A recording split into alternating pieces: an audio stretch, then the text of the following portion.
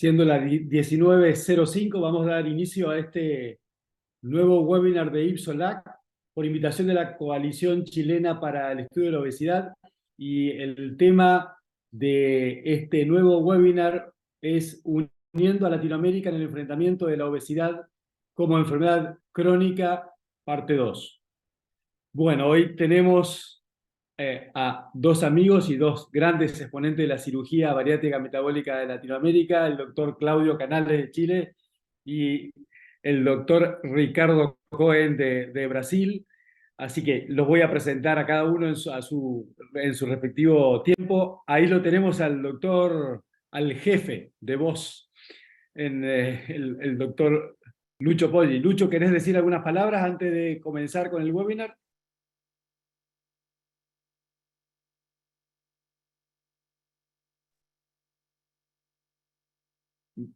Bueno, vamos a comenzar. Sí, creo que no sé si Lucho me está escuchando. Sí, te escucho. Ah, bueno, Lucho, ¿querés decir algunas palabras? Sí, yo creo que sí. Bueno, estamos ya en el aire con toda la gente de Latinoamérica, espero. Y nada, darles la bienvenida a este webinar, que continuando con esta secuencia de trabajo de la sociedad chilena, nos traen ahora la evaluación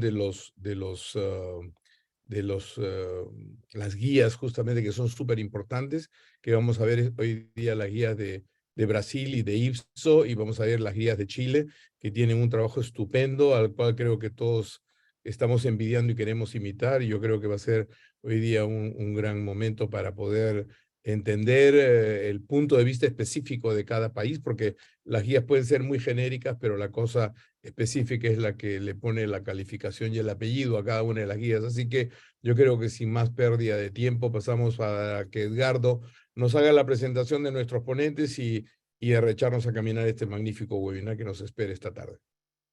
Perfecto, gracias, Lucho. Nuestro primer speaker va a ser el doctor Claudio Canales.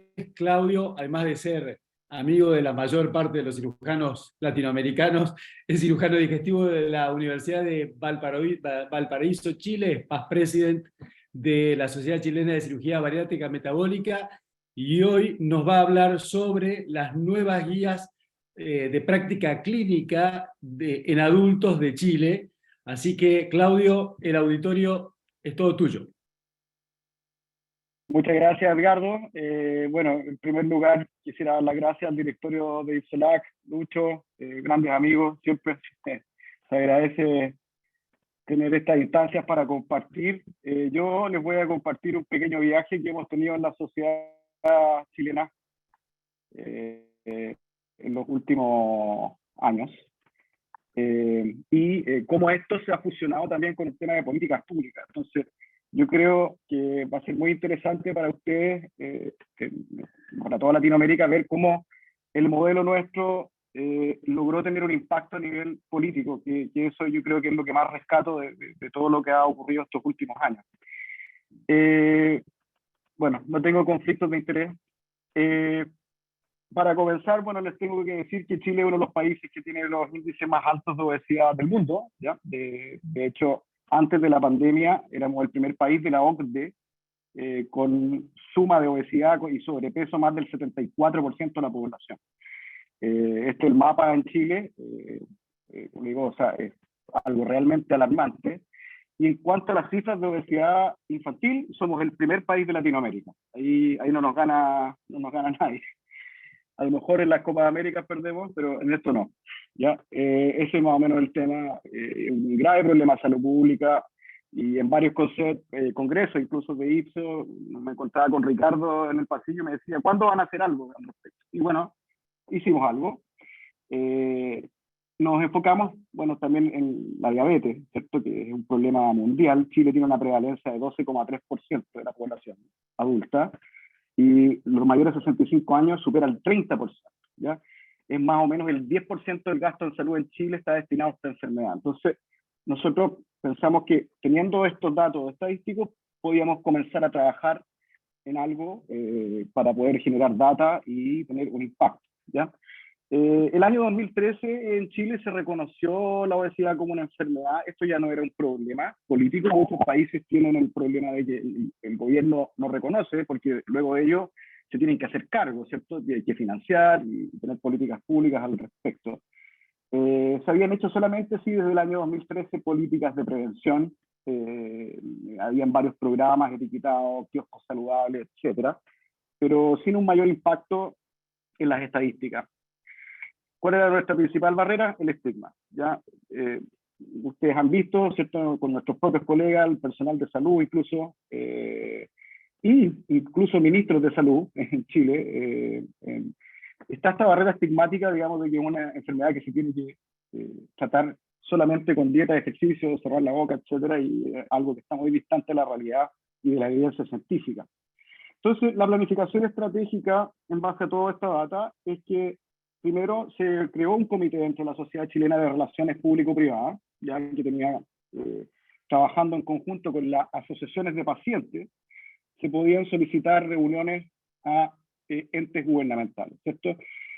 Lo otro era crear carpetas de estudios de población chilena, porque el ministerio sabíamos que no era suficiente con la data internacional, querían datos de Chile, ¿cierto?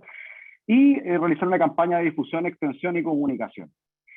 Y para enlazar toda esta estrategia viene el development, y les voy a explicar un poquito más en detalle, de las guías canadienses, que es como una propuesta que nosotros tenemos al Ministerio de Salud de Chile.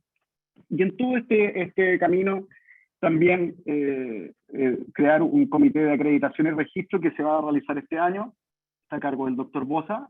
Hay 10 hospitales en Chile que van a empezar el piloto, y en el fondo es para asegurarnos que todos los pacientes que hemos estado operando y la inversión que ha hecho el gobierno, digamos, ha sido bien destinada. Esto es más o menos el mapa en Chile. Tradicionalmente, entre el año 2011 y el 2015 se hacían entre 7.000 y 8.000 procedimientos bariátricos.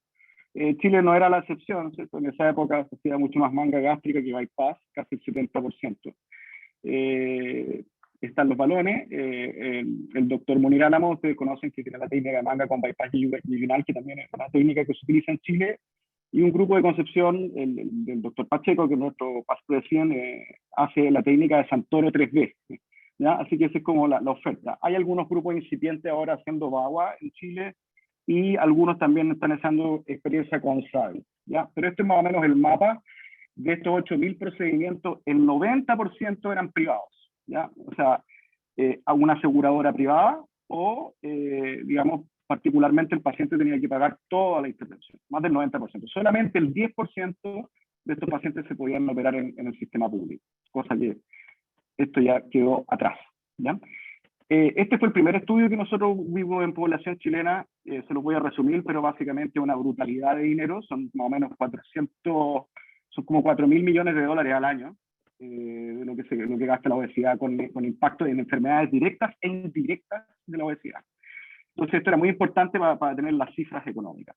Lo segundo era ver cuánto podíamos ahorrar, ¿ya? Este otro estudio, un estudio muy, muy importante, que nos ayudó la compañía Vitran Asociados, en el sector privado y en el sector público. Y la conclusión es que en los grupos, incluso de diabéticos, hipertensos, que cuando se gastaba más cantidad de dinero anual, los ahorros eran significativos. Y en los pacientes FONASA se podía ahorrar más o menos un 25% del presupuesto, y en la ISAPRE más o menos un 30%.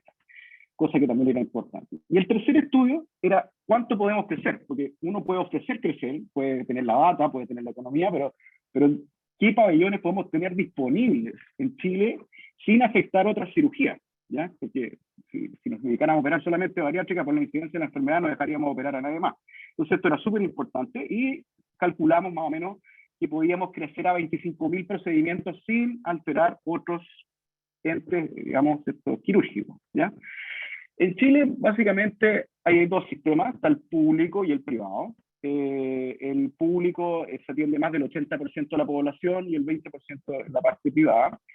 Y nosotros, al sistema público, los que distribuyen los recursos es una entidad que se llama el FONASA, y las ISAPRE son aseguradoras privadas, muchas de ellas tienen sucursal en Estados Unidos. Y lo que les voy a mostrar es lo que ocurrió el año pasado. Se realizó una fusión público-privada que les voy a dar en detalle, que esto es independiente de las guías, pero al final llega todo a una fusión. Solamente en 8 meses se habían operado 13.000 pacientes y al año corrido llegamos cerca de 23.000. O sea, se triplicaron las cifras en Chile gracias a que nos acercamos a los políticos en un momento adecuado, como hablábamos tras bambalinas, que eran las elecciones, con toda esta data, con los pacientes, con las guías de práctica clínica, ¿cierto? Y se respaldó esta iniciativa y lo que nos sorprendió es que se aprobó una ley de obesidad en Chile por unanimidad de todos los sectores políticos, ¿ya? Cosa que no es muy frecuente que ocurra en estos tiempos, pero estaban todos de acuerdo. ¿Y cuál fue la propuesta? Donde participaron destacados socios, directorios y socios de nuestra sociedad, trabajando en conjunto con el FONASA. El famoso pago asociado a diagnóstico, PAD, que básicamente es una fusión público-privada. ¿Qué es lo que ocurrió? El FONASA dictaminó de que una cirugía bariátrica en Chile cuesta alrededor de $6.000, ¿ya? Y con esos $6.000 está incluida la hospitalización, los insumos, los honorarios médicos, ¿cierto? Y además el seguimiento a un año, ¿ya? Eso está incluido, digamos, en estos $6.000. Entonces, pacientes que cumplen ciertos criterios específicos, que es lo que vamos a discutir ahora en las guías también y con las normas del Ministerio de Salud de Chile, podían optar al beneficio y el gobierno ponía $3.000 y el otro paciente pone los otros $3.000. ¿Ya? O sea, básicamente una fusión público-privada, un esfuerzo colaborativo. Esto fue lo que instruyó el FONASA. Obviamente que esto no tiene que ver con nuestras guías clínicas, pero es el instructivo, digamos, que ellos dictaminaron como autoridad. Y la verdad es que es bastante interesante, igual, aunque algunas cosas son bastante tradicionales, pero la edad es entre 18 y 65 años, ¿cierto? Cuando los pacientes tienen un índice de masa corporal sobre 40, ya no es necesario tener ninguna morbilidad y se puede acercar en Chile, ¿ya? La institución privada que hace esta fusión público-privada, porque uno con el beneficio del Estado, la gracia es que uno puede ir a una clínica y saltarse la lista de espera del hospital público, ¿ya? Entonces ayuda a aliviar esta lista de espera. También cada institución pone sus reglas, ¿cierto? O sea, porque si yo pongo un paciente, por ejemplo, que tiene un índice de masa corporal de 70, obviamente que probablemente va a tener mayores complicaciones operatorias y la entidad privada puede al final, por alguna complicación grave, salir para atrás, como decimos en Chile. Entonces, básicamente en el PAD es entre 40 y 50, como lo que se está regulando. Desconozco si alguien hace este mecanismo con IMC más alto, ¿ya? Pero entre 35 y 40 se pusieron algunos criterios, ¿ya? Nosotros los dividimos en criterios mayores y menores, que se los voy a mostrar. Y entre 30 y 35, que esto es lo que va en muy concordancia con las guías nuevas, que están dejando de ser pesocéntricas, ¿cierto? Tienen que ser diabéticos de difícil manejo o 2 criterios mayores y menores. Clásicas de cirugía bariátrica y todo lo que ustedes conocen. Los criterios mayores en Chile se definieron que son la diabetes, la hipertensión, la apnea del sueño, trastorno musculoesquelético severo que requiere uso de prótesis u órtesis, síndrome metabólico, insuficiencia renal, ¿ya? Esos son criterios duros. Y criterios menores son la prediabetes, ¿cierto? La dislipidemia, el hígado graso, la hiperuricemia, el hipotiroidismo y el reflujo gastroesofágico, también lo incorporamos, ¿ya?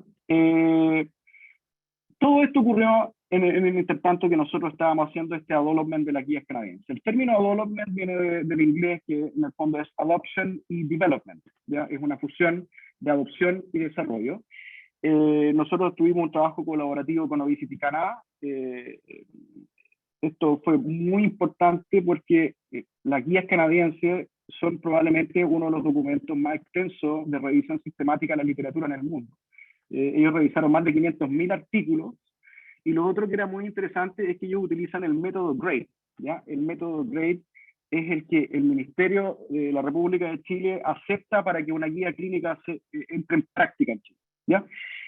Esto fue un trabajo que fue dirigido por la doctora Judy Price, a quien saludo de estar conectada por ahí, y duró 2 años. Y se juntaron 58 autores académicos y profesionales de todo el país. Se hicieron 18 capítulos con este método GRADE, que básicamente es un método de preguntas y respuestas, donde se ve los grados de la evidencia, pero además un panel de expertos puede dar una fuerza o una recomendación. O sea, La evidencia puede ser moderada en alguna aseveración, pero este comité de expertos puede darle una potencia mayor, ¿ya? Y es bastante, es con un método que es bastante, digamos, igualitario y justo, digamos. Se hizo una adaptación del texto original canadiense y, bueno, la página web se las voy a dejar. El doctor Pollo la vez pasada amablemente nos permitió que pudiéramos también nosotros subirlas a las redes de IPSOLAC, así que lo agradecemos. Bueno, básicamente esto está basado en el estigma y hay evidencia científica también, ¿cierto?, de todos los factores genéticos y de todo lo que tiene que ver, ¿cierto?, de que una enfermedad muy compleja que no tiene solamente bases en dejar de comer y moverse más, ¿cierto? Hay diferentes grados de staging, este es el staging de Edmonton que la guía clínica sugiere. El problema que hemos encontrado con nuestras autoridades es de que lamentablemente el BMI, el IMC, es mucho más pragmático, digamos, para tomar decisiones, en el fondo, de poder indicar algunas terapias, ¿cierto? Esto es un poco más engorroso, entonces probablemente vamos a tener que seguir usando el BMI a pesar de que las guías no sean pesocéntricas. Y lo otro importante es que tiene 3 interlocutores, ¿cierto? Este es un interlocutor para los pacientes. Si uno lee la guía clínica, hay un mensaje a los pacientes, hay otro mensaje a las autoridades que toman decisiones y hay al personal de salud, que es donde más estigma hay, donde nosotros trabajamos. Y básicamente también hay recomendaciones de pedir permiso al paciente, ¿cierto?, antes de hablar de su problema, porque son pacientes probablemente que otros colegas también ya han sufrido algún tipo de estigmatización. Y esto fue publicado en noviembre del año 2022. Ya vamos a cumplir casi un año de esta publicación. Está en la revista MedWave y, como les digo, en la web para que ustedes las puedan buscar. Son varios capítulos. Como les digo, habla de estigma, de método, de prácticas y políticas, de la metodología GRADE que se usó para poder hacerla, ciencia, obesidad, y bueno, en el grupo, lo que nos convoca hoy, yo solamente le voy a hablar de las opciones quirúrgicas y que en el fondo es la de cirugía bariátrica, pero es un muy extenso documento, habla de terapia nutricional, actividad física, en estos 58 autores también habían nutricionistas, psicólogos, etc. O sea, fue un trabajo bastante laborioso de 2 años, que la verdad que estamos bastante orgullosos y fue no ausente de algunas problemáticas también. ¿Ya? La idea clave es que la obesidad es una enfermedad crónica, ¿cierto?, multifactorial, progresiva, recidivante, que las personas con obesidad han sufrido perjuicios, ¿cierto?, y está orientada a estos 3 interlocutores. Entonces lo interesante es que una autoridad puede tomar esta guía, leerla en un lenguaje bastante coloquial, en algunos capítulos, y en el fondo hacer entender, digamos, de la magnitud del problema, ¿ya? Con respecto al capítulo quirúrgico, la verdad es que no hicimos grandes cambios con respecto a lo que hizo Obesity Canada, ¿ya? Obviamente en Obesity Canada, en los capítulos quirúrgicos estuvieron a cargo el grupo del doctor Gañé, y habían cosas que nosotros teníamos bastante similares. Nosotros, básicamente, lo que hicimos o sugerimos es una recomendación nueva, que era considerar para tratamientos quirúrgicos a aquellos pacientes con obesidad clase 1, con comorbilidades que no tengan que ver con la diabetes, ya, por ejemplo, hipertenso, trastornos musculoesqueléticos. Y ahí, la verdad que la certeza de la evidencia, si uno la revisa con los metodólogos, es moderada, pero la fuerza de recomendación podía digamos, validar esto. Y en personas adultas que viven con obesidad, con índice de masa corporal entre 27 y 35, el panel de expertos sugirió, en el fondo, recomendar el uso de balón, ¿ya? Todo esto no tiene mucho que ver con lo que pasó políticamente, ¿ya? Porque políticamente lo único que hizo esta ley de obesidad es financiar la cirugía, ¿ya? No hay tratamiento médico y tampoco están, digamos, disponibles los balones o tratamientos endoscópicos, ¿ya? Es como el primer paso, pero en el documento nosotros proponemos de que debían incorporarse nuevas técnicas. Como les mencioné, el doctor Munir Álamos, ¿cierto?, impulsado la manga compaginal, y está el Santoro 3B, y bueno, eso ya es de resorte del equipo multidisciplinario la elección de la técnica. Y obviamente informar también a los pacientes que existe esta opción quirúrgica, ¿cierto?, que pueden optar a ello, que pueden preguntarle a un general practitioner en cualquier parte para su derivación, que hay métodos de financiamiento y que obviamente también tiene algunos riesgos potenciales que deben ser comunicados por el equipo multidisciplinario, ¿cierto? Y para el personal de salud, básicamente, ayudar a combatir el estigma, que es algo que vamos a tener que hacer este año, porque hemos visto, digamos, en los colegas principalmente de otras especialidades, este problema que impide que la gente tenga acceso después y obviamente esto repercute en la mortalidad. La Coalición Chilena para el Estudio de la Obesidad son estas 7 sociedades científicas que escribimos este paper. Nuestra meta es incorporar nuevas sociedades científicas, por ejemplo, la Sociedad de Pediatría en Chile, por el problema que tenemos de obesidad infantil. Y, por supuesto, el otro objetivo es ampliar las coberturas y el acceso a los distintos tratamientos. Y nosotros queremos compartir este modelo, porque creemos que esta fusión de estrategias que hicieron tuvieron un impacto real y lograron que en Chile se triplicaran la cirugía, cosa que es una gran responsabilidad además, puesto que el presupuesto anual del FONASA va a fiscalizar a nuestros socios que estén haciendo las cosas bien y además que estén cumpliendo la norma, ¿ya? Porque puede ser como son recursos del Estado, que a lo mejor alguien no esté cumpliendo los criterios mayores y menores, y obviamente eso significa un gasto que vamos a tener que responder por ello. Entonces, es una forma también de proteger lo que ya tenemos y no retroceder, que sería algo desastroso, ¿cierto? Como a modo de resumen, para no aburrirlos más, básicamente nuestra guía clínica, yo creo que estos son los pilares importantes. Está fundado en el combate al estigma. Todos los capítulos hablan un poco del estigma, con respeto a los pacientes, con entrenar al personal de salud y a los colegas. Esta adaptación incluyó 18 capítulos, ¿cierto?, que están variados aspectos de la enfermedad, ¿cierto?, tratamiento médico, prevención, etcétera, y deja de ser pesocéntrico. Yo creo que es algo en común, lo vamos a discutir con Ricardo al final, pero yo creo que desde el año 91, que teníamos ya algo tan antiguo, ¿cierto?, ya el peso no tiene tanto peso como las comorbilidades. Y eso yo creo que es algo que es importante y que estamos avanzando en la dirección correcta, ¿cierto? Y lo otro novedoso es que tiene estos 3 interlocutores, que es para pacientes, para personal de salud y para los políticos. Los dejo cordialmente invitados en 2 años más a nuestro país, ya queda menos, antes decíamos 4 años más, pero ya son 2 años. A los que no veo en Nápoles les mando un cordial saludo y bueno, encantado de responder algunas preguntas y compartir experiencia al final de la sesión. Muchas gracias.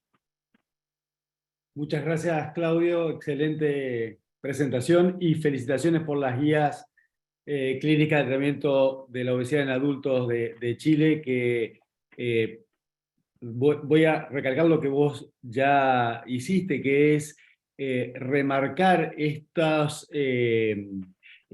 ítems, no solamente para el equipo de salud, sino también para el paciente y también para los gobernantes y aquellos que manejen la salud en nuestros países, porque deben aprender y deben también entender de qué estamos hablando. Así que felicitaciones. Un aviso parroquial para los oyentes es, en preguntas y respuestas, ahí pueden poner sus preguntas, así al final, tanto Claudio como el doctor Ricardo Cohen, a quien voy a presentar ahora, pueden responder aquellas inquietudes que tengan luego del debate.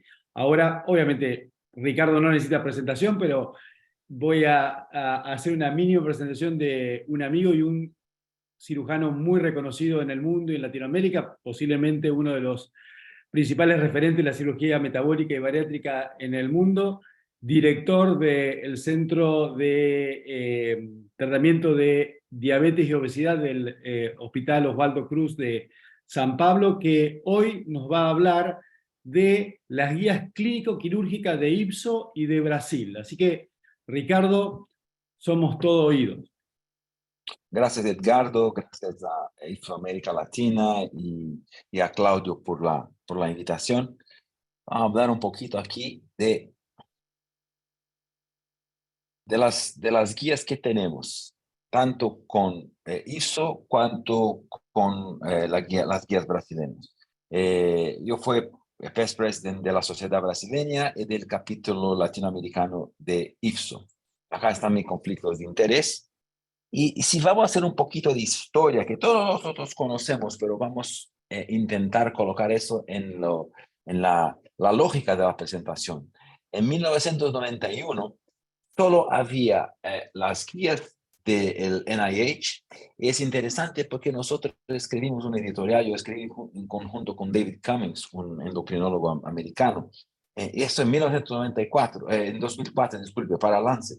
Y nosotros hablamos con los 11 dinosaurios, los pioneros que estaban en la reunión del NIH. Fue un final de semana donde se desarrollaron las guías. No había ninguna ciencia. Había 2 técnicas, no había estudios con nivel alto de evidencia. Había 11 personas que tenían una presión de oficializar guías para la cirugía bariátrica en este tiempo. Entonces, el IMC ha venido en ese de 35, ha venido de una sugerencia de la Metropolitan Life Insurance Company, donde aquellos individuos que tenían un IMC por encima de 35 pagaban más para tener su seguro. Entonces, no había mucha ciencia ni de la obesidad, ni de los procedimientos, ni de la importancia de la obesidad como una enfermedad crónica y progresiva. Esta todo lo conocemos, las guías que influenciaron todo el mundo, están, no voy a repetirlas, por encima de 40, 35, entre 35 y 40 con comorbilidad. ¿Por qué nosotros necesitamos de eso? Primero, porque en 1991 la cirugía metabólica era considerada compleja, con muchas complicaciones de mortalidad, una índice de reoperaciones grandes y una recidiva de la obesidad grande, pero no había grande documentación en banco de datos. No había estándares de la práctica clínica. Había cirujanos no entrenados suficientemente. Había experimentación humana. Infelizmente, todavía nosotros tenemos experimentación humana en los tiempos modernos, en los tiempos actuales. Hay mucha especulación de lo que hacer baseado en la experiencia de los cirujanos. Esto podemos discutir después de algo que nos perjudica en la reputación. No había en la época estudios bien diseñados y no había una sociedad o alguna entidad gubernamental organizando las guías. Básicamente sociedades no querían tener nada con eso. Muchos de los procedimientos que se hacían en 1991 o antes de eso, son operaciones que hoy, o por lo menos en los últimos 30, 20 años, no se las hacen más. Las limitaciones que eran solo opiniones de expertos. Opiniones de expertos es el nivel más bajo de evidencia científica. Había puramente una indicación basada en el IMC. No que nosotros debemos botar en la basura el IMC, pero no es fundamental para la indicación quirúrgica. No había cirugía laparoscópica, no había publicaciones en grande escala. En Brasil, como en todo el mundo, nosotros seguimos las guías del NIH. Eso nosotros empezamos con las guías del NIH en 1995. Después fueron actualizadas en 2015, como aquí están en los slides. 95, 2010, en 2016, pero fue publicado en 2016, pero fue terminado en diciembre de 2015. Lo cambio es que nosotros agregamos más enfermedades asociadas a la obesidad para esta actualización de 2015, pero estaba basado fundamentalmente en las guías de 1991. ¿O qué puedo decir a ustedes hoy en relación a las guías de cirugía bariátrica y metabólica que nosotros estamos trabajando en conjunto con el CFM, que es el Consejo Federal de Medicina, para unificar guías entre cirugía metabólica, que voy a mostrar después, y cirugía bariátrica? Son datos no publicados todavía. Sometemos ahora es el Task Force de IFSO del Global Registry, donde acá de Chile quien colaboró fue Camilo, Brasil Joe, Wendy Brown, todos están listados acá, colaboraron. Y miren qué interesante que esto lo sometemos, pero probablemente será aceptado y nosotros vamos a mostrar eso en Nápoles, en IFSO Nápoles. Mira que Brasil es el segundo país que más se opera cirugía bariátrica, con 70.500 enfermos operados. Estos se incluyen los enfermos acá que son sometidos de acuerdo con las guías. Y lo más interesante que nosotros tenemos aquí es que en todo el Brasil es responsable por el número más elevado de bypass gástrico en América Latina y representa un número importante en el mundo. Mira que nosotros somos más grandes que, por ejemplo, Francia, Australia y Chile juntos. Entonces, el bypass gástrico acá en Brasil es lo más realizado. Mira acá abajo, metabolic surgery en Brasil, Venezuela, Netherlands es el bypass. En Canadá y Austria es Suecia. El BAGWA, el One Arm Gastric Bypass, solo es lo más común procedimiento realizado solo en Israel, solo allá. En todo el resto del mundo, en Brasil es menos lo que 0.0 algo por ciento. En las otras cirugías que son fuera de guías, que no tienen datos, que no tienen nivel 1 de evidencia, son muy, muy pequeñitas acá en Brasil. Es curioso. Después podemos discutir en África del Sur hay mucha plicatura gástrica, laparoscópica, hay muchas otras operaciones que no el bypass o la gastrectomía vertical. Regresando entonces a la evolución de las guías, ¿por qué nosotros salimos de 1991, donde estaba solamente basada en la opinión, nivel bajo de evidencia, experiencia de los cirujanos? Recordamos de todos los grandes nombres, Boris Buchwald, Harvey Sugarman, otro que llama Talmadge Bowden de Florida, son todos con mucha experiencia en el tiempo, de los 11 más experientes, pero basados en muy poca ciencia. Y hoy no. Las nuevas guías de ASMBS IFSO son basadas en ciencia, después por la mejor práctica disponible y muy poca opinión. En 2007, el NIH norteamericano dice que no quería más se involucrar con guías y delegó el update de las old guidelines para un grupo de expertos de sociedades clínicas donde se basaron en evidence-based papers, en una revisión en 5 años de proceso de la confección de las nuevas guías, con la American Heart Association, American College of Cardiology y The Obesity Society. Y el NIH se quedó fuera de eso. Las guías de 2007 que salieron entonces son guías que en la cirugía, ninguna sociedad quirúrgica norteamericana o internacional fue invitada para eso. No había, las conclusiones de ellos fue repetir las guías de 1991 y sin ninguna evidencia, dijeron ellos, que no había ninguna evidencia para hacer el soporte positivo o negativo para cirugías en IMCs por debajo de 35. Entonces viene en 2015, septiembre de 2015, viene el World Congress on Interventional Therapies for Diabetes, el segundo DSS, donde había 54 sociedades involucradas, sociedad argentina, brasileña, chilena y de todo el mundo, donde salen las guías, los algoritmos de donde se consideraría cirugía metabólica para aquellos individuos con el IMC por encima de 30, desde que no tuviesen el diabetes controlado por el mejor manejo médico, y el BMI para los asiáticos se bajaría a 27.5. Este fue un marco importante, histórico, porque salimos finalmente, hay otro marco en 2022 que voy a mostrar después, pero salimos de desprecio en las guías de la American Diabetes Association, que es una asociación que influencia mucho las sociedades de diabetes por el mundo, de ignorados para por lo menos una mención que la cirugía puede ser considerada en enfermos con IMC por encima de 30, desde que no controlados clínicamente.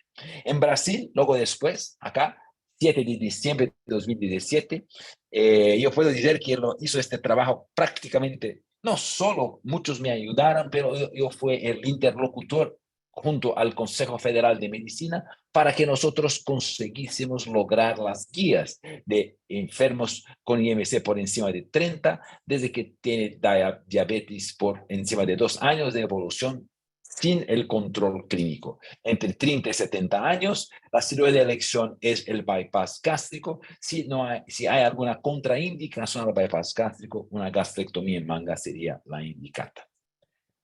Regresando entonces a las guías internacionales que voy a presentar ahora, entonces hay un task force con 24 miembros, 9 de ASMBS, 15 de IFSO, y de IFSO bien dividido entre todos los capítulos de la federación.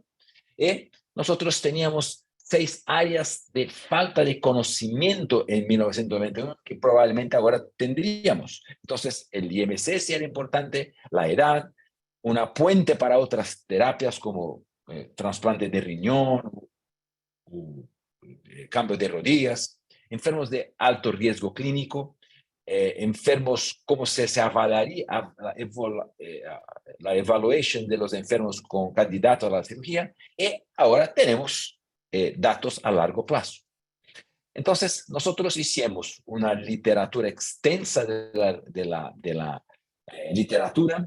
Las prioridades, claro, son estudios randomizados y controlados, y nosotros costaríamos de tener como evidencia 2I2D también, que son los estudios de cohorte, gigantes bancos de datos que tienen largo plazo de follow-up publicados en los últimos 15 años. Entonces, juntámonos nosotros con los compañeros de ASMBS para la confección final de las guías. Acá están las guías. Yo participé de este proceso que fue realmente mucho trabajo.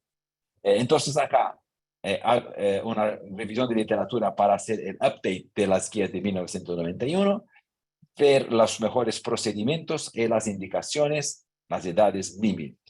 Los resultados, las cirugías son realmente la gastrectomía en manga, el bypass gástrico y el de Rux, y Roux-en-Y. Las otras cirugías que eran el BPD, 10, el OHB, podrían ser consideradas, pero sin ninguna evidencia nivel 1.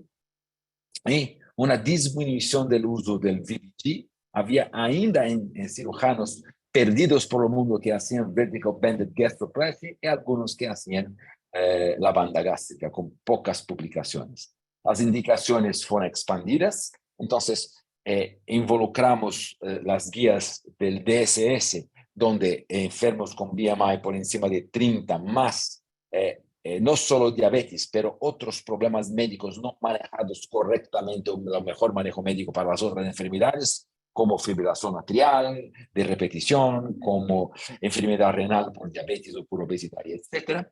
En los enfermos por encima de 35 es un cambio importante, pero es un cambio con un calcañar de Aquiles que voy a discutir después.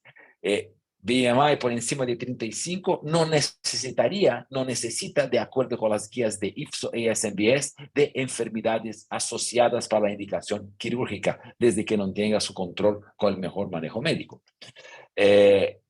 Seguimos los guidelines del DSS, entonces bajamos el límite de BMI para 25 a 27.5 para los asiáticos. Se expandió los límites de edad por encima de 70 años desde que se haga una buena evaluación de riesgo contra el beneficio de la intervención quirúrgica, y los adolescentes que tenían el percentil 95 de un IMC por encima de 120%. Esto es, para resumir a ustedes, BMI por encima de 35 y 40 desde que tendrían enfermedades graves asociadas con el consentimiento del padre, de la madre, de la familia, con un pediatra en la equipo multidisciplinar. En poblaciones especiales, para los replacement de las articulaciones, por lo menos 2 años antes para la estabilización del peso y sí someterlo enfermo a la cirugía ortopédica. Una puente para la corrección de hernias abdominales grandes y una puente para el trasplante de órganos. El corte de IMC, por ejemplo, en Brasil para trasplante de riñón es IMC de 34. En Estados Unidos es 32, no sé cómo es en Chile. Aprendí el mes pasado en México que el corte en México es 32 también. Entonces, enfermos con 36 de BMI eran dejados de lado en la fila de trasplante. Hacer la cirugía como una puente para el trasplante fue una otra indicación de las nuevas guías. Los enfermos de más grande riesgo clínico, como aquellos con IMC por encima de 60, tenemos muchos datos. Tenemos enfermos cirúrgicos sometidos a la cirugía y enfermos, incluyendo aquellos que necesitan asistencia mecánica para su función ventricular cardíaca. Hay papers con nivel 2A y un B de evidencia muy interesantes que soportan la indicación quirúrgica a estos enfermos. Entonces, nosotros concluimos que expandimos las indicaciones del acceso a la cirugía con una mejoría en la eficacia, la durabilidad del efecto y mucha seguridad con las intervenciones. Eso fue publicado en las dos revistas simultáneamente, en SORD de SMBS y de IFSO fue publicada en Obesity Surgery en octubre, las dos en octubre de 2022.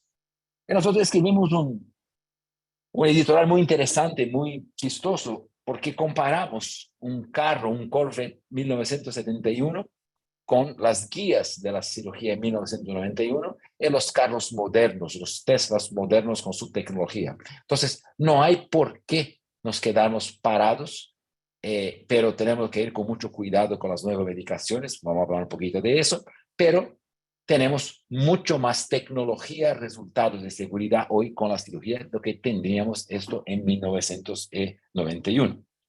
Eso fue divulgado por todo el mundo. Mira que fue expandido por una audiencia gigantesca de 1.1 billones de personas en todo el mundo con esas guías. Fue publicado en periódicos de grande circulación tanto en Estados Unidos como acá en Brasil, con mucha repercusión. Y mucha repercusión, miren aquí, en todo el mundo. Realmente fue algo importante cuando fue publicado el paper en 2022. Nosotros sabemos que las guías de 1991 son como los Corvette 1971. Eran muy buenos en su época, pero ahora no hay más por qué seguirnos las guías que son ya ultrapasadas por la nueva visión que tenemos de la cirugía metabólica.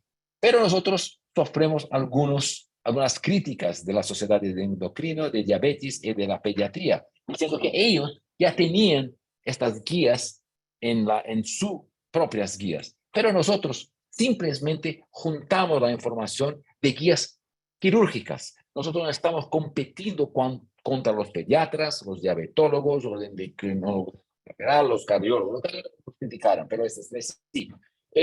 Estamos en paz. Hubo un acuerdo porque mostramos exactamente que nosotros estamos haciendo algo de uniformización de las guías por todo el mundo. Y nosotros sabemos que este paper fue importante para los cambios de las guías también de la American Diabetes Association del año pasado, donde tratar la obesidad no es el futuro del tratamiento del diabetes, pero sí el presente. Entonces, esto es otro marco muy importante. Es más importante porque por la primera vez las sociedades americana y europea de diabetes pusieron como primera línea en su guías que se debe tratar la obesidad en conjunto con el diabetes. Entonces, antiguamente era metformina o lifestyle intervention, cambio de estilo de vida. Ahora no, son medicaciones para bajar el peso.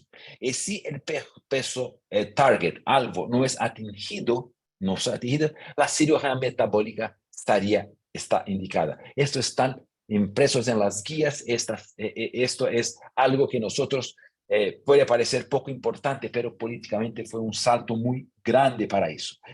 Como nosotros tenemos la evidencia más robusta en relación a la remisión del diabetes y a las complicaciones del diabetes, del riñón, algunos datos nivel 2A y 2B de prevención de mortalidad cardiovascular por lo bypass. El bypass, según la ADA, es la operación de primera escoria para el tratamiento del diabetes. Si hay contraindicación del bypass, la gastrectomía manga puede ser realizada.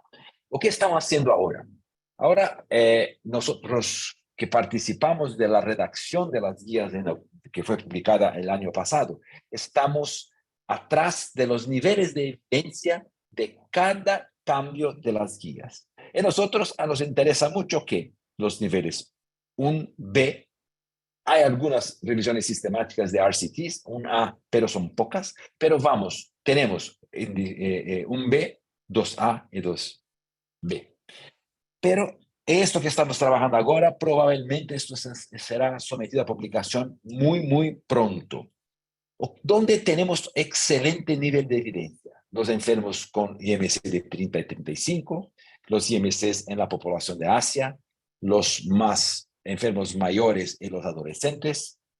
Tenemos evidencias 2B como puente para los reparos de las hernias ventrales grandes, para trasplante, para los enfermos con IMC por encima de 60, para los cirróticos, portadores de cirrosis, para aquellos que tienen insuficiencia cardíaca y necesitan de soporte mecánico de su ventrículo izquierdo. La importancia del team multidisciplinar incluyendo de cirugía revisional, pero cirugía revisional en situaciones muy específicas. ¿O que nosotros no tenemos grado de evidencia grande? No tenemos grado de evidencia grande en IMCs de 30 a 39 sin ninguna comorbilidad, no hay, y fue acordado a través de un consenso Delphi, que es una opinión de expertos, que es un nivel de evidencia muy bajo. Fundamentalmente hoy, con los análogos de GLP-1, con los duplo análogos, los triplo análogos que saldrán en un par de años, nosotros también recibimos críticas. En esta publicación estamos colocando que la cirugía sería indicada para aquellos que fallan con el mejor manejo médico, porque recuerden que las drogas son muy eficaces, pero tiene suboptimal responders, enfermos que no responden óptimamente, hay efectos colaterales, hay costo, hay dificultad de acceso. Entonces, los expertos lograron lo consenso en estas situaciones. Así el mismo con la puente para la artroplastía de las articulaciones. Entonces, esto que son los calcaneares de Aquiles, son los BMI de 35 a 39 sin ninguna comorbilidad, solo por consenso Delphi, y la puente para el cambio de las articulaciones. ¿Por qué acá están los dos calcaneares de Aquiles? ¿Por qué nosotros logramos éxito solo en lo consenso? Porque no hay datos de literatura. Nosotros tenemos 100% de agreement en lo Delphi, pero con muy baja evidencia, fue basada en opinión, y fue recomendada la cirugía con un asterisco, con un detalle, desde que no hay respuesta a la mejor medicación disponible. El mismo con la puente para la artroplastía, el mismo no hay clareza en la literatura, y fue basada en un consenso Delphi. Una importante información a ustedes: estamos participando de algo que se llama The Lancet Commission on the Definition of Obesity.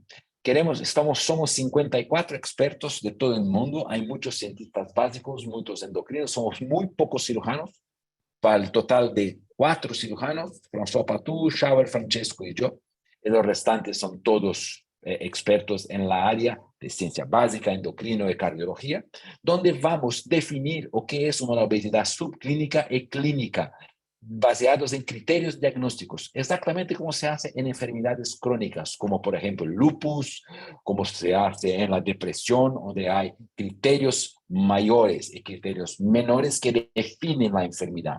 Básicamente para ustedes, una enfermedad subclínica, una obesidad subclínica es aquella que no hay lesión de los órganos blandos, o no hay severa disfunción de movilidad, y no hay importante estigmatización contra la persona con obesidad. Y la obesidad clínica son aquellos que tienen lesiones de órgano. Estamos planeando eso para terminar el paper en septiembre, octubre, mismo que fue el Lancet que nos invitó. La revisión del Lancet son tristes, son muy demorados. Estamos pensando en la publicación de eso en febrero o marzo 2024. Si todo lo permite, que va más rápido tal vez antes, pero lo plan es entre febrero y marzo de 2004. Muchas gracias. Gracias por la invitación. Pienso que es un tema muy importante para todos nosotros de América Latina. Muchísimas gracias, Ricardo. Excelente presentación. Muy claro realmente. Bienvenida, Marianela. ¿Y dónde anda Camilo? Que por ahí lo vi y ahora no lo veo. La doctora Aguirre Ackerman de Argentina y el doctor Camilo Bouza de Chile se integran al panel para la discusión. Y le quiero dar primero la palabra al doctor Lucho Poggi. Lucho, preguntas y opiniones sobre, la verdad que este creo que es el trabajo que debemos hacer desde las sociedades para impartir determinados lineamientos para el trabajo no es cosa fácil, pero para el trabajo en cirugía bariátrica. Quisiera escuchar tu opinión.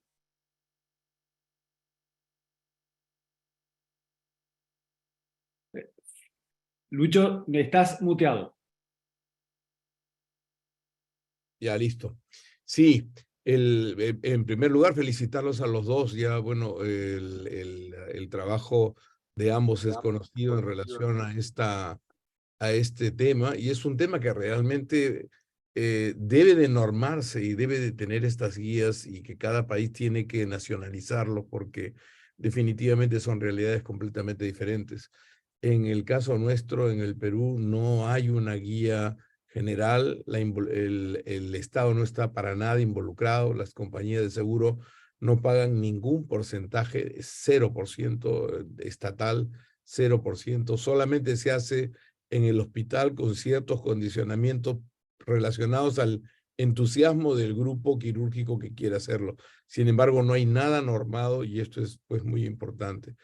Felizmente tenemos estos puntos de partida de Brasil y de Chile que nos van a dar, digamos, pautas para poder trabajar, pero requiere de partir del principio, es decir, si no hay un reconocimiento a nivel estatal de esta enfermedad como una enfermedad grave y una enfermedad incurable, una enfermedad que es una lacra para cada país, para el paciente y para la economía del país, definitivamente, mientras no haya conciencia en esto, no vamos a tener un buen resultado. Así que para nosotros sí es muy importante, y definitivamente son dos guías bien completas que nos van a ayudar a tener un norte para poder nosotros dedicarnos a corregir todo lo que debemos corregir para ayudar a toda esta gente que, como bien inició diciendo Claudio, el componente estigmático que se tiene sobre la obesidad no se ha cambiado todavía. Y el otro factor que creo que se va a tener que manejar, no solamente la parte del IMC, sino también ser reiterativos con el manejo multidisciplinario, porque ahora que estamos revisando nosotros para Guadalajara, el asunto de cómo uno califica una cirugía bariátrica de buena, mala, o que resultó o que no resultó, es bastante pobre lo que hay en la literatura. Y fuera del IMC, para hablar sobre ciertos resultados, si fuera de el 50% de pérdida en 2 años del exceso de peso, no tenemos muchas cosas que mostrar, y todo el resto que se ha querido demostrar no se ha demostrado. Lo único que sí se ha demostrado es que cuanto más multidisciplinarios actuamos, mejores resultados globales a largo plazo vamos a tener. Entonces, estas guías tienen que ser para mí complementarias en relación a las indicaciones, pero también creo que vamos a tener que preocuparnos sobre los índices de buenos resultados basados en el criterio de que esta es una patología obligatoriamente multidisciplinaria, porque los problemas son también no solamente el peso, sino también son el problema cardiovascular, renal, y que ya conocemos. No quiero abundar más porque realmente es un tema que lo enamora a uno, pero me interesa la opinión de los invitados y comentaristas como Marianela y Camilo, que son gente de muchísima experiencia. Gracias siempre por la invitación, Edgardo. Gracias, Lucho. Ricardo, o Edgardo, quería, ¿cómo Sí. han controlado, Ricardo, en Brasil las nuevas técnicas o la aparición? Porque en Brasil ahora hay como dos mundos. Yo vengo saliendo de un webinar de Bariatric Channel y es como estar en otra dimensión. Con nuevas técnicas y nuevas cosas, y anastomosamos el intestino para allá y por acá, y esas cosas a ti probablemente te generan mucha resistencia. ¿Las guías han aportado en un poco el control de todas estas cosas? Porque yo no veo que haya mucho control en ese sentido. Las guías viejas, vigentes, dicen que las 2 operaciones que deben ser hechas, la banda fue retirada como oficial en las guías, es el bypass y la gastrectomía en manga. No hay no hay ninguna mención a cirugías que sean anastomosis a la oreja derecha, al colon izquierdo, ninguna. Los pueblos de la gente de Bariatric Channel insiste, pero ellos son 0.0 algo en el número de cirugías en Brasil. Eso fue elevado al Consejo Federal de Medicina, eso tiene que ser aprobado por un plenario. Y si no hay datos, un B y 2A no serán aprobados. Entonces, yo no soy contra la innovación, pero haga la innovación con robustez, con fuerza científica. Si no, vamos a destruir la reputación que ganamos hasta ahora. Entonces, Camilo, es verdad, Bariatric Channel es otro mundo, parece que estamos hablando con los Lincolns de Star Trek, pero los Lincolns pueden tener razón un día. Y si tiene razón, todo cambiaron. Nosotros no somos casados con la ignorancia. Pero si hay pruebas que se cambian, cambiamos mañana. Si no hay pruebas que se cambian, no lo cambiamos. Entonces, por en cuanto, no son oficiales, Camilo. Y tiene razón, es un cowboy style. Ellos hacen lo que quieren. Así es. Pero reoperamos muchos de ellos y seguirán operando porque es un buen fuente de enfermos. Gracias, Ricardo, y gracias, Camilo, por la pregunta. Marianela. Sí, y quería aportar algo con respecto a al comentario de Camilo, que me parece muy pertinente, para preguntarle a Ricardo. ¿Cómo te parece, Ricardo, manejarlo? Porque a mí me preocupa mucho esto que hablabas de la reputación con el colega, porque realmente contagiar al endocrino, que en definitiva es el que maneja al paciente desde el punto de vista clínico, al clínico, al diabetólogo, y ante el aluvión de nuevas drogas, realmente ser serios y protocolizar en bariátrica es central para poder sostener este aumento que ha tenido la cirugía en los últimos años. ¿Cómo te parece que debería manejarse desde el punto de vista de los cirujanos, me refiero, Ricardo? ¿Cuál es tu opinión con respecto a cómo manejarlo para que esto pueda ser protocolizado y pueda ser manejado de una manera, digamos, responsable? Yo te envié el paper que fue aceptado, donde nosotros pensamos que la cirugía metabólica está viviendo una crisis de identidad, porque algunos cirujanos piensan que como hay fármacos modernos, tenemos que tener cirugías modernas.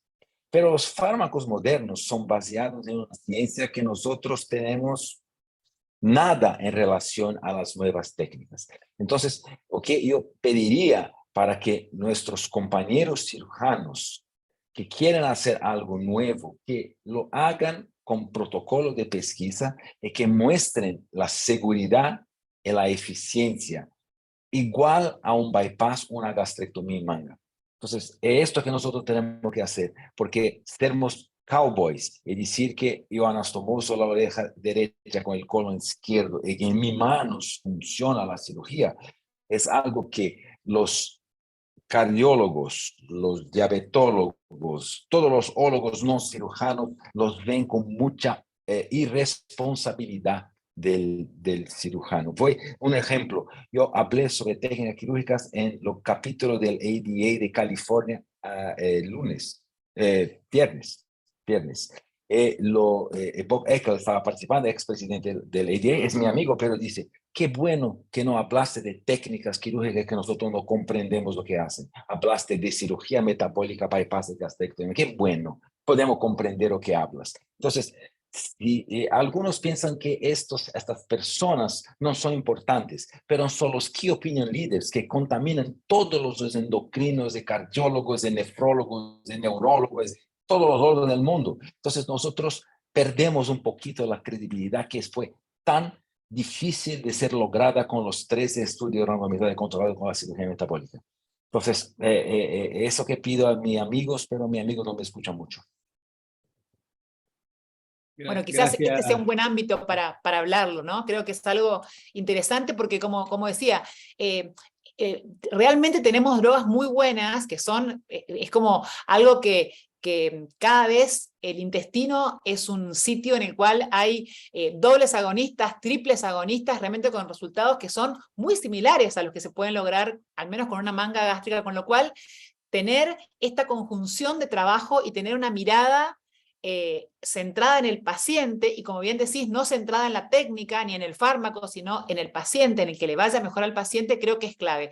Y lo último que quiero agregar es que en la Argentina generamos un consenso intersociedades de 7 sociedades científicas que se publica ahora en septiembre, donde logramos utilizar la misma indicación de IPSO 2022 que acabas de mostrar, Ricardo, con lo cual fue un gran avance porque se consensuaron recomendaciones que no fueron fáciles de poner, 35 sin comorbilidad, como bien dicen las guías, pero realmente creo que fue un avance porque justamente dejar atrás la cuestión solamente del índice de masa corporal y centrarnos en la adiposopatía y justamente en buscar a ese paciente que va a beneficiarse no solamente en el tratar la comorbilidad, sino tratar en la enfermedad de obesidad. Así que creo que eso fue un paso importante. Marianela, mira esto. Que está en la pantalla la comparación de mis datos del MOMS, del estudio randomizado que hizo, con el SURPASS-3. SURPASS es un estudio, para quien no lo sabe, de la tirzepatida, un duplo análogo hormonal en enfermos con diabetes. Mira que el bypass en 48 semanas tiene un resultado mucho mejor do que la tirzepatida en la dosis máxima de 15 miligramos. Miren que nosotros todavía tenemos un mejor resultado. Pero imaginen los dos juntos, cómo podemos tener un efecto mejor. La gastrectomía en manga probablemente se comportará de la misma forma. Entonces son datos interesantes. Y si vamos a ver en relación a la, yo comparé con la retractopsia, acá es un triple G. Disculpe, yo erré. Mira, lo triple G, esto es algo que nosotros tenemos que estar pendientes. Mira, la retractopsia, que los enfermos con diabetes pierden menos peso, pero mira que en 48 semanas el bypass tiene el mismo resultado do que enfermos que tomaron el triplo análogo hormonal. Entonces nosotros tenemos que ser muy serios, si no vamos a perder el sex appeal de la cirugía. No podemos decir que la anastomosis de la oreja izquierda con el colon derecho es buena, principalmente porque mira los números. Aquí es una comparación no justa con la cirugía, porque en mi trial son todos con diabetes y los enfermos con diabetes pierden menos peso, pero es muy poderoso. Entonces, por eso que yo pido a mis amigos un poquito más de seriedad, si no, nosotros seremos lo menos sex appeal posible en la historia de la cirugía bariátrica, porque tenemos que nos juntar, no inventar. Claudio y Ricardo, yo quería hacer una pregunta, ahí que tú aprovechas de ahí contestar, Claudio. ¿Cómo ven que se pueden aprovechar todo el trabajo que hizo Brasil y que ha hecho Chile para que realmente sea aprovechado por el resto de los países de Latinoamérica? ¿Cuáles serían las acciones que podrían venir hacia adelante para que realmente todo este trabajo, porque básicamente, si cada país se pone a revisar la misma literatura, vamos a llegar a las mismas cosas, estamos, yo creo que no avanzamos, estamos redescubriendo la rueda. Entonces, creo que sería súper importante, y la pregunta es, ¿cómo ven ustedes, y aprovechando que está también el doctor Poggi, de ver cómo poder extender esto al resto de Latinoamérica sin tener que hacer todo de nuevo? Sí, buena pregunta. Mira, yo creo que, o sea, lo más rescatable del trabajo que hicimos acá en Chile fue el trabajo colaborativo, o sea, involucrar a los pacientes, a los políticos, a generar data en población chilena, y como dices tú, la data está en todos lados. Probablemente hayan variaciones que son del país propio, que pueden ser sutiles en su mayoría, pero yo creo que con esta guía y con el proceso más bien, yo creo que podemos colaborar para replicar el proceso en otras partes del mundo. Se puede hacer. Hay países en Latinoamérica que no tienen leyes de obesidad, y a lo mejor repitiendo el mismo modelo somos todos latinos. Al final son los mismos, tenemos los mismos valores y las mismas, digamos, virtudes y desvirtudes, digamos. Así que no creo que sea algo muy diferente de lograr. Ahora, quería comentar un poquitito lo que habían preguntado Ricardo. Ricardo, a mí, yo soy el retrógrado de Chile, porque yo me opuse terminantemente a incorporar otras técnicas en esta negociación con el gobierno, cosa que me alegro mucho, y se aceptó solamente la manga y el bypass.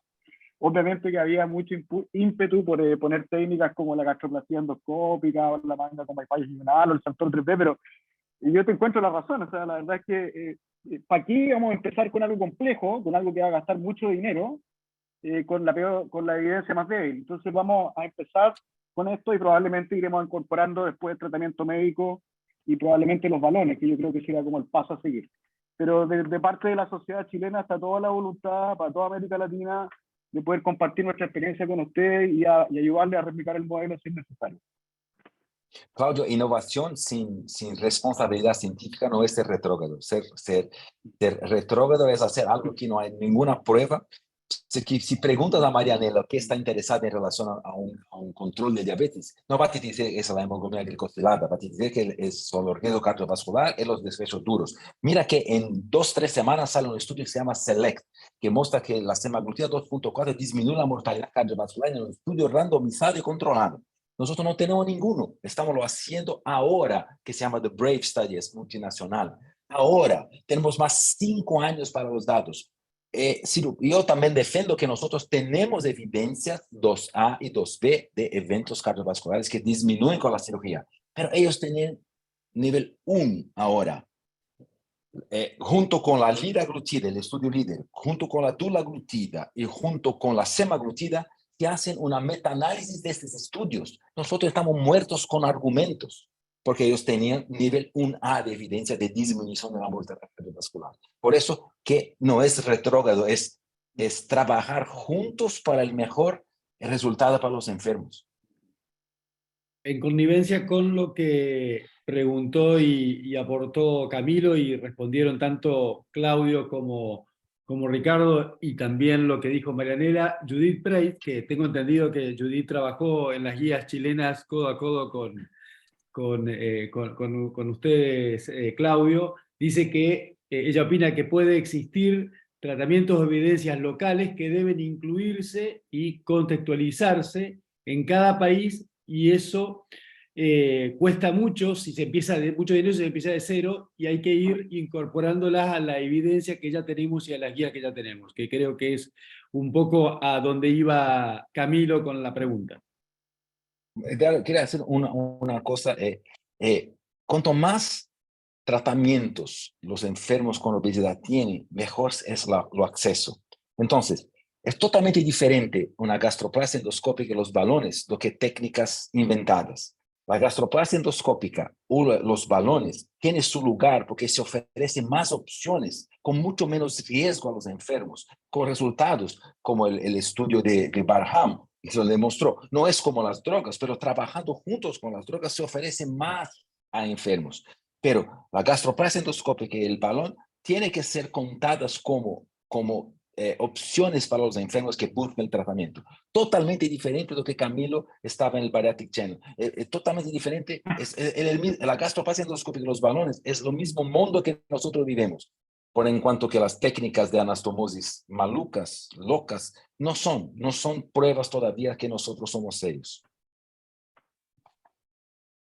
Excelente. La verdad que ha sido un webinar realmente interesante y creo que muy educativo. Deberíamos ir de aquí para adelante y no hacia atrás, digamos, en el pensamiento.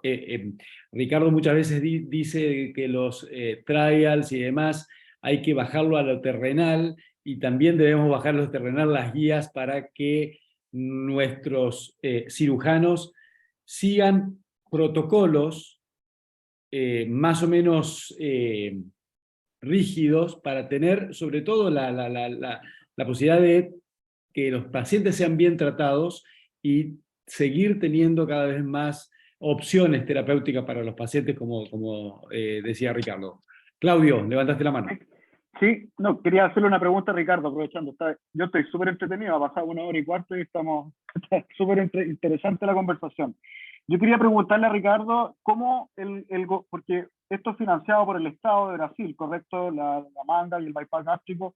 ¿Cómo fiscaliza el Estado que se están haciendo las normativas, que están invirtiendo bien el dinero? Porque es una preocupación para nosotros, porque nosotros estamos consumiendo más o menos el 30% del presupuesto nacional con la cirugía bariátrica, entonces es algo que nosotros queremos proteger y cuidar con el registro de acreditación, aprovechando que está Camilo acá, que en el fondo es demostrar la data de que se está haciendo bien las cosas con buena inversión. Y lo otro que me llamó mucho la atención, que en la guía brasileña salía que para hacer cirugía metabólica ustedes consideraron un rango etario entre 30 y 70 años, que me pareció súper interesante, porque es como fuera un poco lo tradicional. Esa era mi pregunta. Voy a empezar por la segunda pregunta, que es más fácil. Las edades, la edad de 30 por encima es porque evitamos los diabetes tipo 1 y evitamos los LADA, los diabetes autoinmunes. ¿Por qué 30? No es justificado por ciencia, es porque probablemente los enfermos por menos de 30 años tienen una chance más grande de tener un diabetes no tipo 2. Acima de 70 años, los diabetes por deposición amiloides del páncreas, etcétera, tiene respuesta en general. Claro que hay individuos que pueden responder mejor, pero la respuesta a la cirugía será menos efectiva do que enfermos por debajo de 70 años. De los 80.000 casos que nosotros operamos en Brasil, solo 10% son del servicio público, solo 10% son financiados por el gobierno, 90% son de aseguradoras privadas. En los servicios públicos no hay otra cirugía que el bypass gástrico, 90% o 85%, no me recuerdo el número exacto, es solo 15% de mangas, porque son 25 servicios públicos que tienen las credenciales del Ministerio de la Salud para hacerlo. Son estrictos, son pocos enfermos, son 8.000, son enfermos que son sometidos más a bypass do que la manga, y solo no hay anastomosis diferentes en los servicios públicos. El privado, infelizmente sí, y los convenios son, lo pedido de las cirugías, por ejemplo, cuando hacen un pedido de una cirugía, un Santoro, lo dicen que es un switch duodenal modificante. Entonces, es fácil hacer el papel para burlar las aseguradoras. En cuanto que el servicio público, no, hay una fiscalización más grande, pero infelizmente solo 10% de la población, 10% del número total es público. Gracias. Gracias. Camilo no habla nada, está aquí muy quieto. ¿Por qué? Yo ya he hablado Camilo. harto. No, yo quería agradecer la invitación y felicitarlo. Realmente el hecho de todo el trabajo que se ha hecho en Chile y en Brasil respecto a esto. En Chile también empezó ahora hace poco, hace no más de un año, el sistema PAT, que es un cofinanciamiento de pacientes que se hacen en el sistema de pacientes públicos que cofinancian su cirugía que se hace en el sistema privado, y eso la verdad es que hizo que en Chile aumentara la cirugía de 7, 8.000 casos a 23, 25.000. Y eso está generando una crisis positiva, pero que también hay que verla muy de cerca.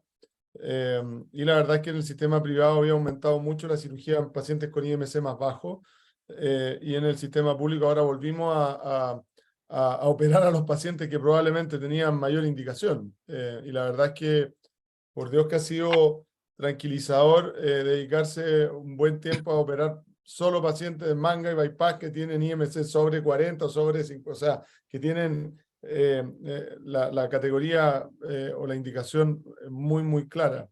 Pero yo creo que es muy importante lo que decía Ricardo de cómo seguir estandarizando esto, pero también permitir que se produzca ese avance. Y eso yo creo que es algo que es importante que IFSO lo potencie, pero que también lo controle.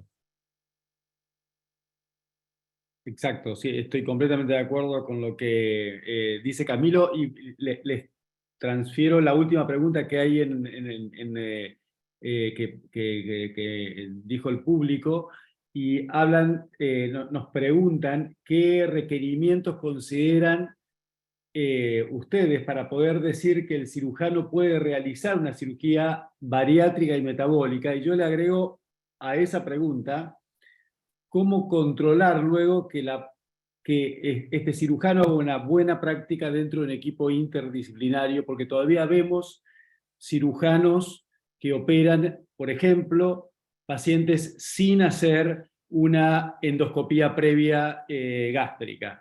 Entonces, quiero escucharlos tanto a Lucho, Camilo,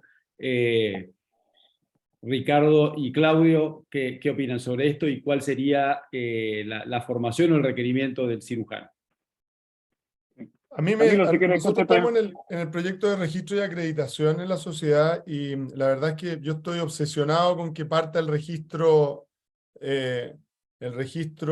prospectivo, online y que sea absolutamente en tiempo real en los lugares acreditados. Tuvimos la gran suerte nosotros que cuando empezamos el proyecto de acreditación y registro, bueno, Ricardo, tú también has participado en eso, con Wendy Brown en la Federación Mundial, y justamente nosotros llegamos a la misma conclusión, lo cual nos dejó bastante contentos de que efectivamente habíamos llegado a la misma conclusión de que REDCap era probablemente el sistema de registro bastante más razonable. Pero yo creo que hoy día, en la medida que hayan registros fidedignos, formales y comprometidos de todas las instituciones, la acreditación va a venir acompañada. Nosotros estamos uniendo el registro con la acreditación, porque la verdad es que todos sabemos lo primario que tiene que haber en una acreditación. Y nosotros ahora le estamos pidiendo a los centros acreditados las cosas básicas, que son probablemente un volumen básico, las cosas básicas de equipo multidisciplinario y equipo quirúrgico, y evidentemente el registro en tiempo real de todos los casos. Y eso nosotros estamos partiendo, y ahí le devolvía la pregunta a Ricardo, o en Perú cómo lo hacen, de si efectivamente han avanzado hacia un registro que sea realmente un registro formal como los que existen en Australia o en otros países de Europa. Nosotros hacemos, Camilo, exactamente igualita a tu propuesta. Un registro en tiempo real, un mínimo de cirugías, la equipe multidisciplinaria y resultados de los casos en los últimos 2 años. Estamos progrediendo con eso. Es sponsored por la Sociedad Brasileña de Cirugía Bariátrica. Está avanzando bien. Estamos construyendo finalmente un real banco de datos basado en REDCap Real Time. El problema es que cirujanos no nos gustan dar los datos. Entonces, los datos son totalmente anonimizados. Sorprendentemente, tenemos una respuesta del 85% de los servicios que están acreditados ya en Brasil en los últimos 2 años, 2021 hasta hoy. Entonces, es positiva la iniciativa, es igualita a la tuya. Tenemos resultados positivos. Claudio. El Perú, no sé si me permiten, en el Perú no hemos empezado este tipo de procesos. Lo que dice Ricardo es cierto, el concepto de la tendencia a ocultar números, aparentemente sin ninguna razón, pero a ocultar números hace que haya incongruencia en lo que se sabe oficialmente y en lo que realmente se opera. Hay veces tenemos médicos muy jóvenes que se han entrenado, ponte en Tijuana, en donde hacen trabajos masivos y están utilizando las mismas técnicas para captar pacientes, en donde vemos chicos que están haciendo entre 100 y 120 cirugías al mes y que no constan en ningún registro. Por tanto, hay digamos, un número irreal de lo que realmente se está produciendo. Y pienso que ese problema de hacerlo bajo un anonimato, no sino la idea de esta, podría sincerar más los números, ya que puede ser de que haya muchísimo más de lo que oficialmente tenemos. Y la razón es porque no hay tampoco el manejo de la acreditación.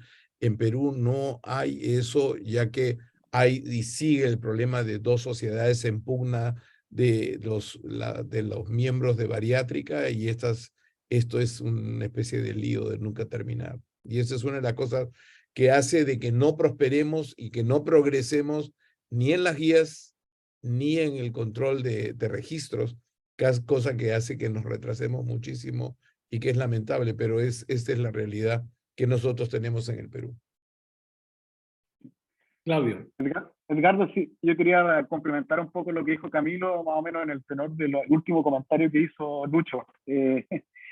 A nosotros se nos olvida a veces que somos latinos. Yo quería recordarle a Camilo el camino que nos ha llevado al registro y acreditación hoy, pero hace algunos años atrás, cuando nosotros nos formamos como sociedad, siempre hubo como el conflicto de que a quienes nosotros íbamos a incorporar a la Sociedad Chilena de Cirugía Bariátrica, y cuáles iban a ser los criterios, ¿ya? Y obviamente que eso también trajo controversia, porque obviamente que hay gente que se puede sentir incluida, otros excluidos, etcétera. Entonces, nosotros optamos por un camino que yo creo que fue el correcto, que en el fondo al principio fuimos muy inclusivos y muy laxos en la incorporación,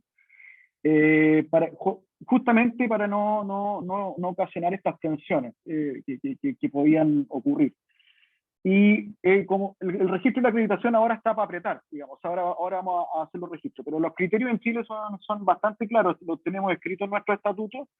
Tiene que tener un fellowship de cirugía bariátrica, los tenemos todos identificados que nace fellowship en Chile y están más o menos homogeneizados hace un par de años.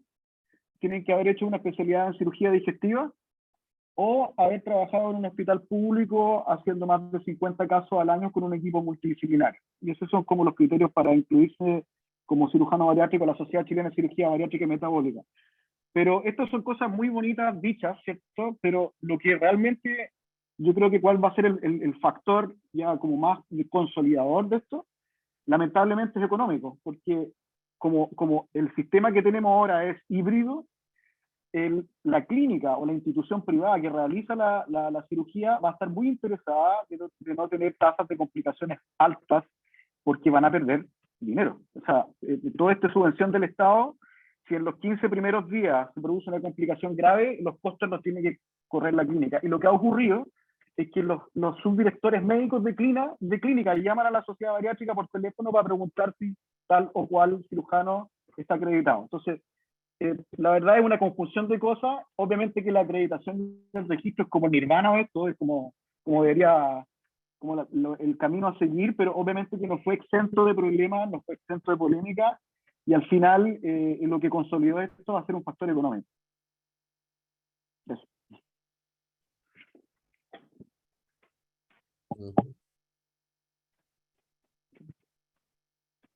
¿Dónde está Edgardo? Ah.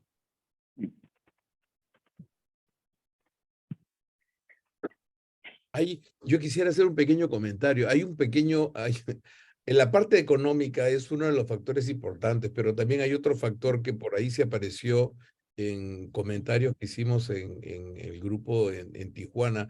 Hay mucho el concepto del sistema de no el financiamiento, sino la detección por parte del IRS correspondiente a cada país, en el caso nuestro se llama la SUNAT, ¿no? De la generación de honorarios no registrados que implicarían o multas o implicarían, digamos, pagos que ellos a lo mejor quieren obviar. Y entonces dicen, al no registrar, no aparecen y al no aparecer seguimos nosotros en el anonimato. Entonces es un anonimato evasor de impuestos que definitivamente en algunos países va a ser más sencillo que en otros.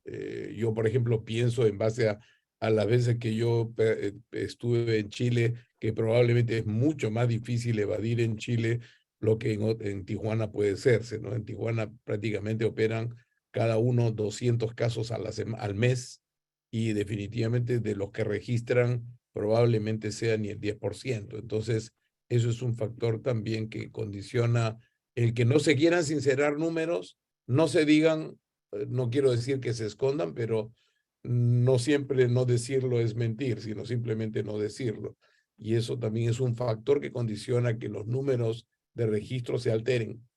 Porque si nos ponemos a pensar, Tijuana tiene más de 100 grupos que están trabajando 200 casos mensuales, y eso es un número enorme que yo creo que es más grande que todo México junto.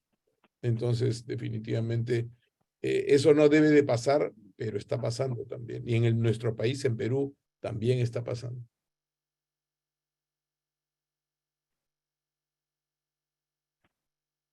Estás mudo, Edgardo.